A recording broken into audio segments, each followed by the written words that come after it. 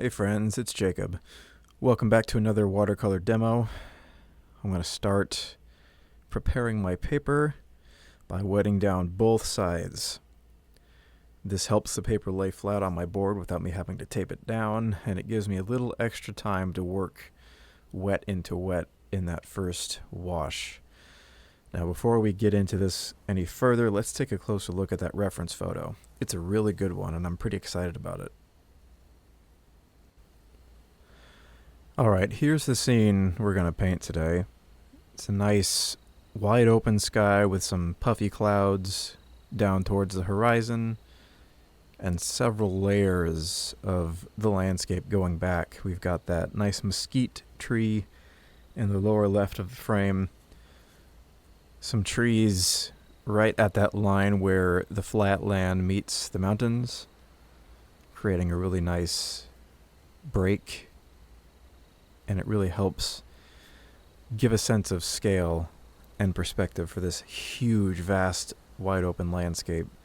Then we've got those warm colored hills in the lower right, and then way off in the far distance we've got some peaks, some bluish peaks in the left, kind of lower left, right above that mesquite tree. There is a fence, which I will not be including in this particular scene. I don't feel like it adds anything. Sometimes fences do add quite a bit. They can be useful for motion, and they can be just an interesting element to have in the painting. But in this case, I don't see any use for it, so I will not be including it. This scene comes from southeast Arizona near the Chiricahua National Monument. I went there on a trip last week, visited it for the first time, and it has become one of my favorite places anywhere, much less in Arizona. I took a ton of reference photos from this trip, this being one of them. This was on my way up to camp in the mountains, which quickly turned into an interesting situation, which I will tell you about as we get into the painting. Every painting has a story behind it. Every reference photo has a story behind it. This is why I prefer to work from photos that I myself have taken, because I have a emotional connection to it because I was there. So let's get back into preparing for this painting. So, finished wetting down both sides. First thing I'm going to do is start mixing up a sky color using a mix of a bunch of different blues. And you can see that I've actually gone ahead and sketched in the shape of these clouds. A lot of artists will just kind of improvise the cloud shapes, but I'm very interested in capturing the personality of the clouds. They have a lot of very interesting shapes going on, and I think they kind of mimic and mirror what's happening with the land below. You've got that one big cloud to the left that kind of ascends into the sky, and then the mountains on the ground, as they move right, also ascend into the sky. So it's kind of an interesting echo happening in the sky and in the land. And I'm only just now noticing that, by the way. When I took this photo, it's not like I thought, oh, look at how the clouds are echoing the sky or echoing the land. I just instinctively knew that it looked good. And that's from having a lot of practice of photography and especially painting. Painting really helps you see the world in terms of potential paintings, in terms of reference photos that you could take. So I'm going to start cutting around the edge of these clouds very carefully, trying to preserve that whiteness, which does end up being a bit of a struggle for me in this painting. I might have decided to use a smaller brush for the detail work near the edge of the cloud, but luckily I figured out a way to save it and to get those highlights back. So lightening up the color of the sky as it moves down very slowly adding in more of that light blue mixture that I've got. It's got more cobalt blue light in it. And I'm just going to continue carefully cutting around the edge of all of these clouds. And then once the clouds are outlined, I will go back in and start adding the shadow areas of the clouds to give them nice form. Because remember, clouds, even though they're these ethereal objects in the sky, are very much three-dimensional objects. They have volume and they have form. And these clouds have a lot of personality that I really want to capture and do justice to. The clouds are definitely the star of the show in this painting. They just help give a sense of how enormous this landscape is. And that's true of this entire area of the country. It's just wide open space with these huge mountains that kind of form these islands shooting up from the desert. And these mountains are tall enough that they catch a lot of the moisture in the air and cause rain to fall. And so as you go up these mountains from the desert, you'll actually enter full-blown pine forests. In fact, they are called sky islands, exactly because of that. They are islands of life in the middle of a desert. They're some of the most fascinating places you could ever go. And there's a ton of them here in southern Arizona, on down into Mexico.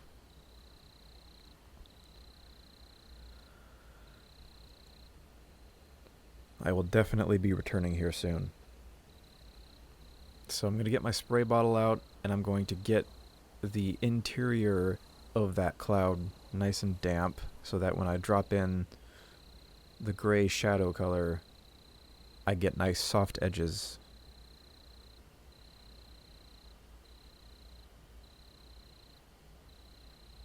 Another critique I have for myself is I would have waited for the paper to dry a little bit more, because I wanted the edge of the cloud, the part where the white meets the blue of the sky, to be a little sharper than it ended up being.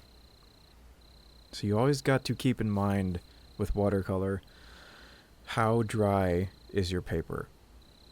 You have to know exactly what kind of effect you're going to get based on how dry your paper is, and also based on how much water is in your brush. So if you want sharp, hard edges, you need to paint on drier or completely dry paper. For soft edges, like I'm getting in the middle of this cloud, you want damp paper.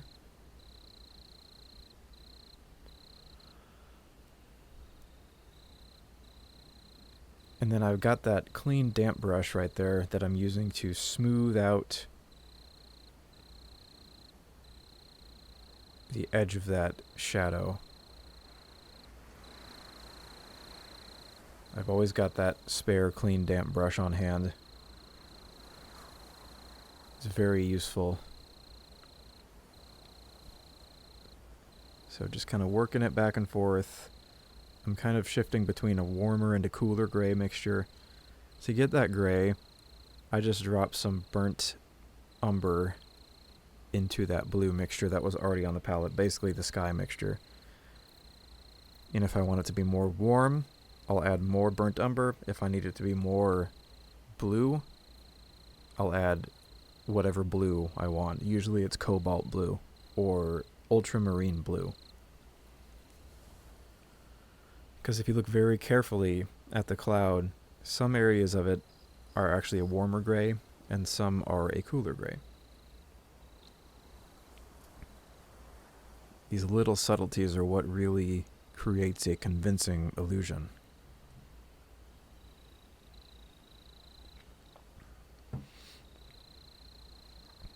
So here, taking a damp paper towel and trying to get back some of those highlights that I eliminated accidentally. It's doing a little bit, but it's not quite doing enough. At this point, I was getting a little bit flustered. It's very easy to get flustered painting watercolor. It's very easy for the medium to completely get away from you, but you just gotta keep pushing through it and try to think of a way to fix whatever the issue is.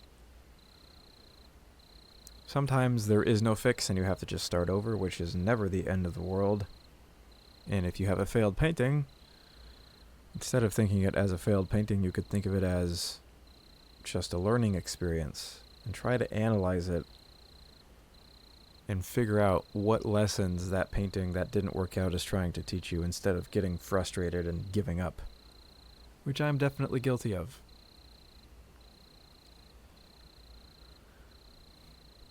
So mixing up a slightly darker mixture of gray and then reinforcing some of the darker areas in these clouds while it's still nice and damp, giving me those beautiful soft edges. Clouds are a very interesting mix of hard and soft edges, and finding the balance between both is always an interesting challenge, and different types of clouds will have different kinds of edges within them. And the reason you might have thought, well, those clouds look just fine. Why are you making it so dark? Remember, watercolor dries a few shades lighter than when you first put it down. So if it looks right when you first paint it, if the darkness looks correct when you first put paint on the paper, when it's still wet, that means it's not quite right. You need to push the darkness just a little bit more so that when it dries, it has that impact that you're looking for. It has that contrast that you want. And that's a skill that you have to just develop with constant practice. It's not easy at first, but you do eventually just get the hang of it because you learn what the medium wants to do.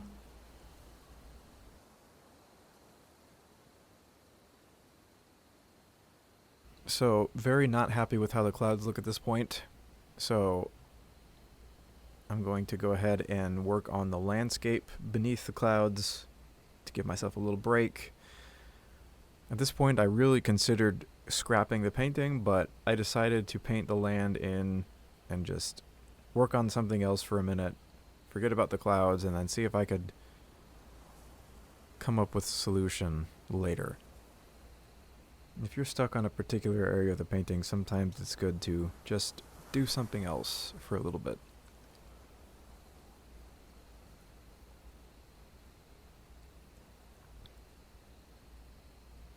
Again, trying to lift up some more paint, but at this point it's getting too dry to do that.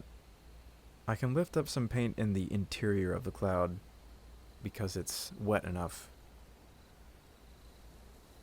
But I really was missing the bright white edges of the cloud. So here, just dropping in those far distant peaks. That is an extremely important element of this scene for me. It just hammers into your eyes the sense of immense scale of this landscape.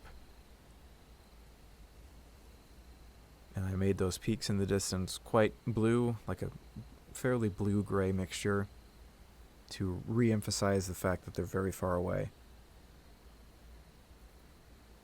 And I'm painting the land in kind of a yellowish gray color at first, dropping in some burnt sienna here and there for a little pop of red rusty color.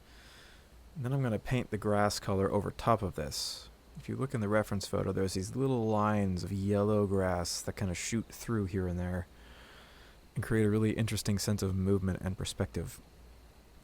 So I needed to lay that down first because that color is slightly lighter than the green grass. Yeah, who would have thought?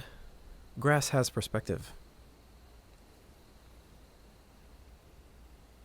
If you don't paint a grassy field with a little bit of perspective, it's not going to look like much of anything. It'll look flat.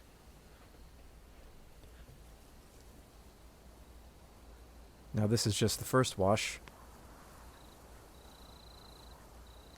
where I'm painting the lightest values first. In the sky, I went ahead and did all 3 washes, light, middle, dark, because they're clouds and you have to kind of work in one smooth go to get clouds to look right in watercolor. Speaking of clouds, here's my solution. Gouache. Gouache to the rescue. I'm going to use pure white gouache straight from the tube to get the highlights back. And I can already tell that it's working very well. I wasn't sure if it was going to work or not, but it's working. And I can take my finger and kind of smudge out the edge if I want to make it a little smoother. Gouache has a very creamy, thick texture to it, and it's a medium I'm still not too familiar with. I've only ever really used it in a context like this to add highlights to a watercolor. It is a water-based medium, but it does not behave at all like watercolor. It's a completely different thing. But gouache and watercolor do go very nicely together if you can learn how to use it, such as this. So just recovering those really bright highlights in the clouds. Trying not to go too overboard. Don't want to kill the darks. You need the lights and the darks to get the whole idea of the shape. Just like in life, you need lights and darks, good and bad, in order to understand the extent of experience that can be had.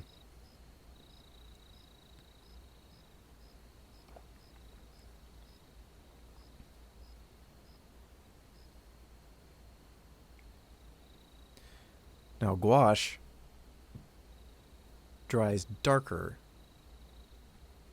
whereas watercolor dries lighter. So that's one interesting thing about it. So these highlights are going to get a little more subdued as they dry, which is totally fine.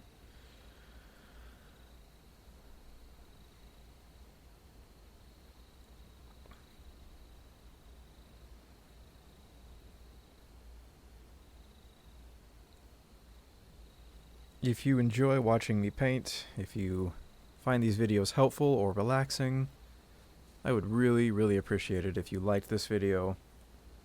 Leave a comment. Tell me what you liked about it. Tell me if you learned something. And then also subscribe if you haven't already. Also, I use nature soundscapes in all of my videos. I think they provide a nice ambiance. Did you know that I record all those nature soundscapes myself? And I have a Bandcamp where you can download them if you want to listen to them.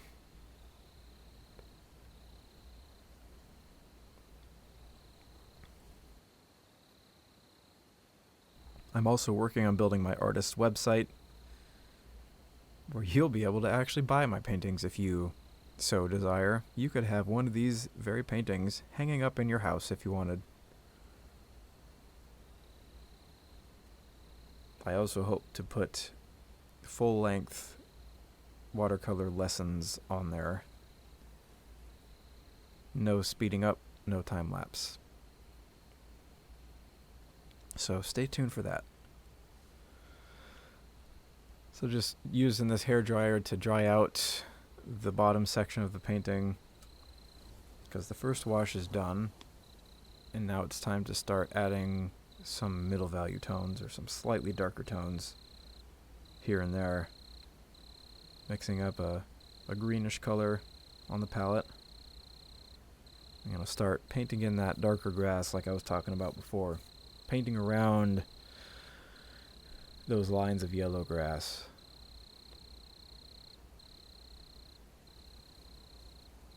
I always mix my own yellows. I don't use, or rather I should say, I always mix my own greens. I don't use pre-mixed greens. I find it gives me a lot more control over exactly what kind of green I get. Now, mixing greens is a whole lesson in and of itself, so if you're interested in learning more about that, let me know and I'll make a video about it. There's a lot to it. It's a very complex color.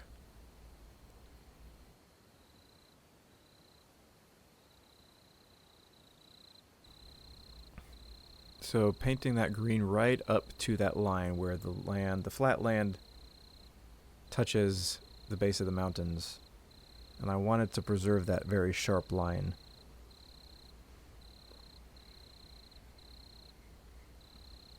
Adding in some little vertical texture here and there for showing clumps of grass sticking up. Doing some dry brushing, which is just letting the brush skip across the surface of the paper, using a fairly dry mixture of paint, and it helps to have a paper with a bit of texture in it to do that.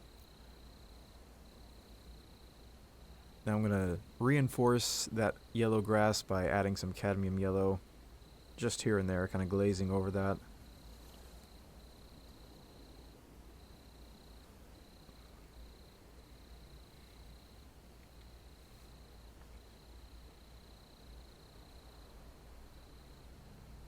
I am a lot happier with this painting now that I fixed the clouds, that's for sure. So I'm just going to keep working on the texture of this grass. I took this photo driving up to go camping up in the Chiricahua Mountains, and then my plan was the next day go check out the Chiricahua National Monument, which is an absolutely astonishing place. It's got all these rock columns and pillars, and you hike right down in between them. It's like you're in a natural cathedral. It's really spectacular. And as I found my campsite, had the whole mountain to myself, got set up, put my tent up, then it started sprinkling very lightly. And I thought, oh, nice. I like camping in the rain. It's always relaxing, laying in a tent, listening to the sound of rain, which I did. And then the rain kept getting more intense and more intense and more intense, to the point where it was raining so hard that the walls of my tent were caving in. And there was lightning right on top of my head, just every 15 seconds. Boom, boom, boom. And I looked at the floor of my tent and realized there was a river of water running underneath my tent. If you pushed on the floor of the tent, it was like a waterbed. And I was like, oh crap. There was water coming in my tent, all of my stuff was getting wet, my sleeping bag was getting wet. And I decided to bail out of the tent, ran to my car, waited out the rest of the storm. It took me 3 seconds to get to my car, and I was completely soaking wet. So the storm eventually passed, and I assessed the situation, realized I would no longer be able to camp that night because all of my stuff was soaked. So I drove to Wilcox, a town about 40 minutes away, and got a motel, and then continued the next day. I love me a good thunderstorm, but that was a little too close for comfort. So just continuing to work in some darker areas into this grass, darkening a few areas here and there to show individual clumps of grass, little bushes, just piles of stuff in the ground.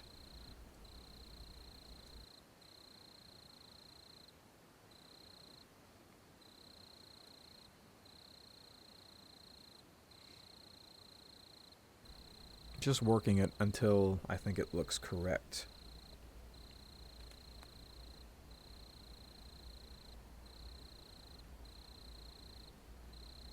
Scratching out a few blades of grass with my fingernail. I wish I would have done that sooner because the paper was quite dry at this point, and if the paper is too dry, you really can't scratch out anything. You also can't scratch out if it's too wet, so it's got to be just the right amount of dryness. I would say damp is a good bet.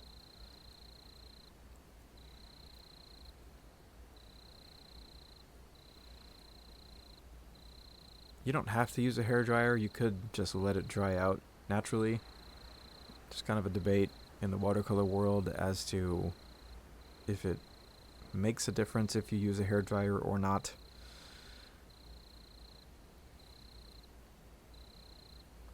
It does make it go faster. Now I'm just going to paint in all those trees in the middle distance. And I love the way that they connect the background mountains to the flat ground in the foreground. Could I say ground any more times? Here you go. The trees help ground you in the scene. But they do. They give you a sense of scale. They really show you how massive this landscape is. Look how tiny these full-size trees look in relation to everything around them. And I love the way that they are kind of silhouetted against those background mountains. And how they kind of follow that line, that horizon line, and popping up right over that sharp line.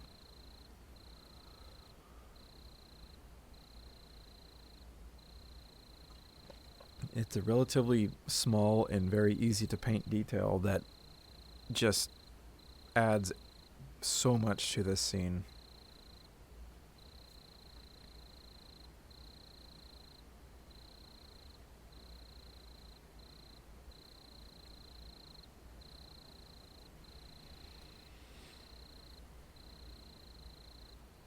Adding just a little more areas of dark into the grass.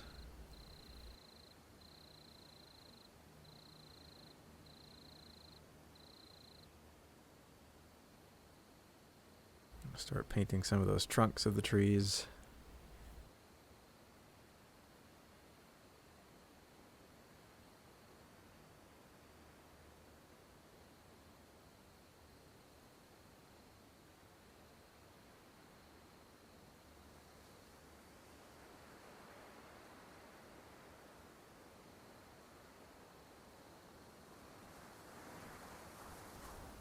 Adding just a little shadow underneath those two trees.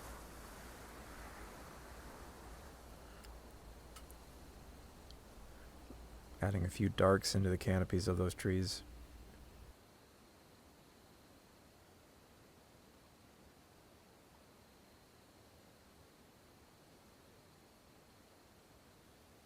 Another thing I would have done differently is I would have made the sky just a little bit darker to make those clouds pop a little more, but that's okay. Glazing over that hill that's slightly closer than the one behind it. And I'm not going to glaze the one behind it.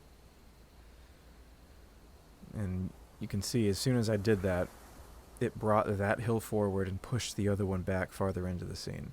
So you're creating these overlapping layers that recede into the distance, one hill at a time, all the way to those very distant peaks on the left.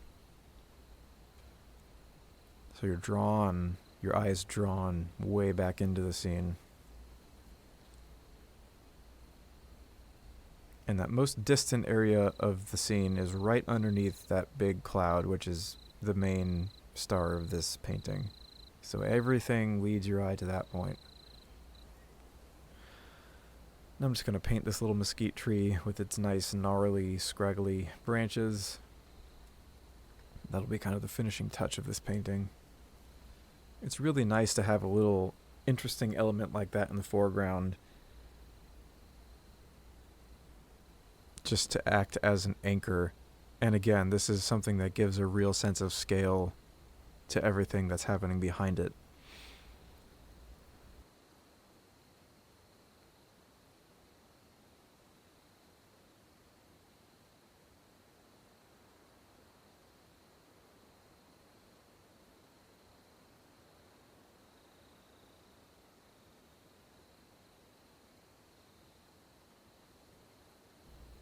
And adding a few leaves at the edges of the branches.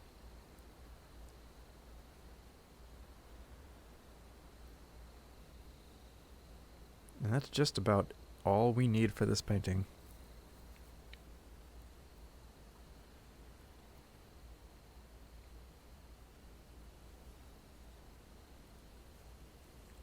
really appreciate you stopping by. If you enjoyed this video, again, please subscribe. And I hope to see you on the next one.